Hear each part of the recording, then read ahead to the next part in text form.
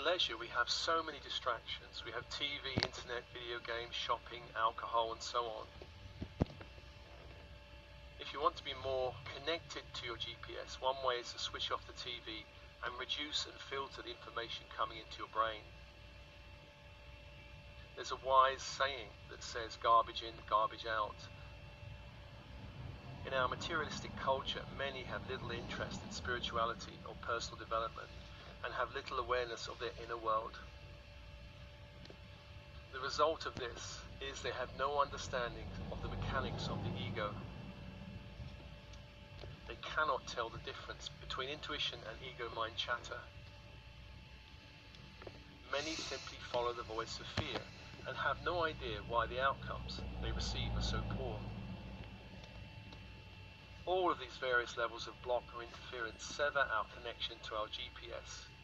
And more than that, they sever or block us knowing our authentic self, our true nature. So let's take a look at our internal GPS. Our gut instinct is our body's innate wisdom. Our unconscious mind, which operates through our physical body, can pick up signs and sensory data that our conscious mind is not really aware of. When we are disconnected from our gut instinct, then we may fail to read some very important signs in our environment. For example, in the 2004 tsunami that created great devastation and killed over 230,000 people around the Indian Ocean, many tribal people were able to read the signs and thus move to higher ground. It was noted that relatively few animals were also killed in this disaster. Some wildlife experts believed that animals' more acute hearing and other senses picked up changes in the Earth's vibration, thus tipping them off regarding the approaching disaster long before the humans around them realized what was going on. Gut instinct speaks to us through physical sensations and symptoms. According to Judith Orloff, a Los Angeles psychiatrist, positive signs can come through a sense of warmth, an ability to breathe more easily, a wave of goosebumps, tingles or fluttery sensations, a sense of relaxation in the body, perhaps the gut and shoulders. Negative warning signs are often accompanied by icy cold hands or feet, twinging or clenching pain in the gut or in the chest, nausea, a feeling of being on high alert, fatigue, loss of energy, or perhaps the sudden onset of headaches. Ronald Alexander, PhD, a psychologist, mindfulness expert, and director of the Open Mind Training Institute in Santa Monica, California, tells of a story of traveling in India where he decides not to get into a cab because of a burning sensation in his gut. He later saw the driver being arrested in the train station for suspected robbery. He says he typically feels impulses in his chest or stomach warning him. On one occasion, during a stay in northern Italy, I went for a long walk and a climb in the hilly and mountainous Prealps region. I was not really dressed for going too far. I was not wearing proper climbing shoes, for instance. After about an hour, I felt I'd gone far enough and realized that the way down was not that easy. Also, I noticed the sun was starting to go down over the distant peaks. I was not sure how I'd gotten this far and had no idea how to get down. So I meditated and calmed my conscious mind that was beginning to panic. I invoked my body wisdom and decided to trust my gut instinct to show me the way. As I started the descent, each step was guided by either a feeling of warmth and expansion or a sense of flatness. Trusting my body, I was guided to descend through a mini waterfall, which at the time felt crazy to my conscious mind. But I trusted the impulse and climbed down through the waterfall.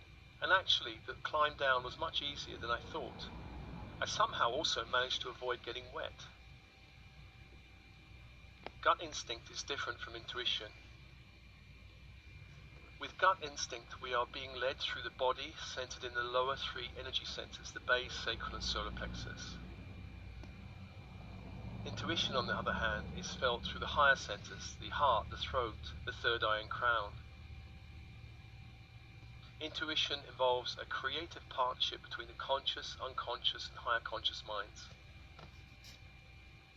Intuition can help us make better choices in life. It can guide us towards greater happiness, success, awakening, and so on. Intuition does not simply rely on the unconscious mind picking up data in the environment.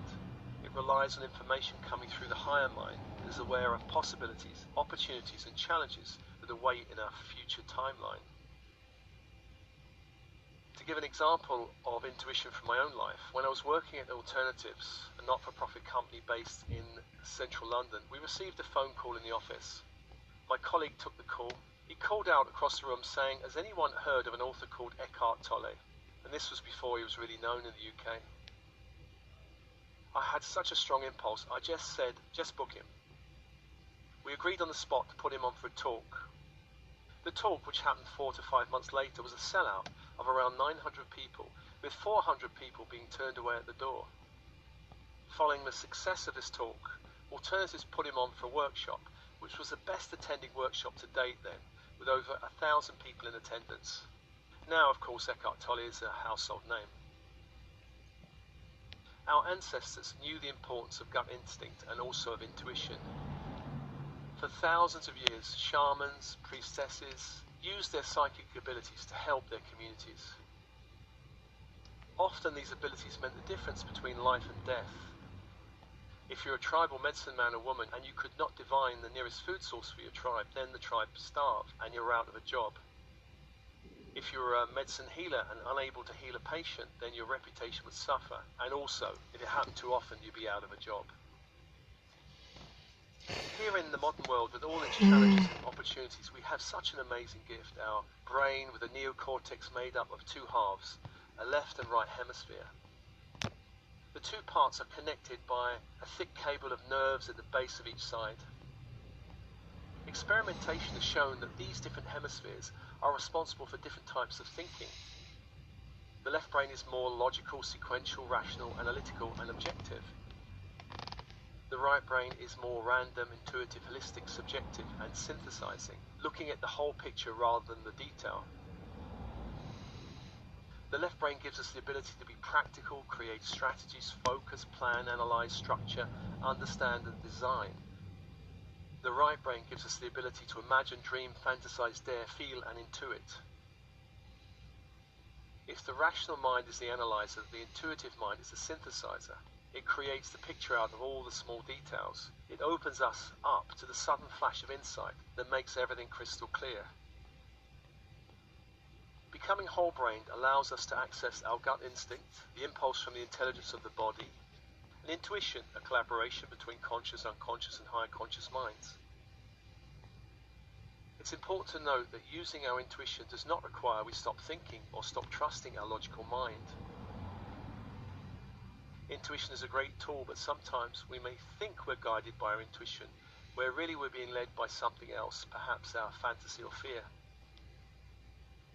Knowing the difference between intuition and fear and fantasy is very important. I've noticed that highly intuitive people can be led astray, especially where there's a high emotional charge around something or a high expectation.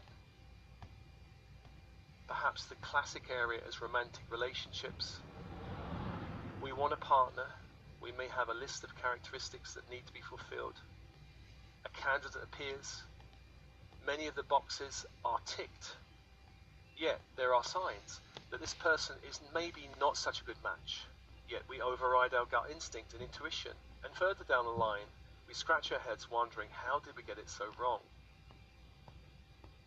Despite this, intuition is a great tool, and one that we should use. Most of the great geniuses of history were whole-brain thinkers. For instance, the artist Pablo Picasso, working in a right-brain field, yet demonstrated great left-brain thinking in his many notes about the combinations of colors he used in his art. Albert Einstein, a wonderful whole-brain thinker who created his theory of relativity out of a daydream.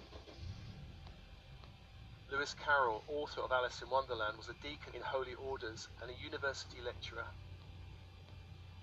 Leonardo da Vinci was an artist painter who painted the Mona Lisa and the Last Supper, who was also a scientist and engineer. So there are many benefits and reasons to embrace being whole-brained. to embrace our innate genius, which can help us in any chosen endeavor. There are many benefits and reasons to embrace our inner GPS as a guidance system to help us in our journey of greater happiness, success, and service.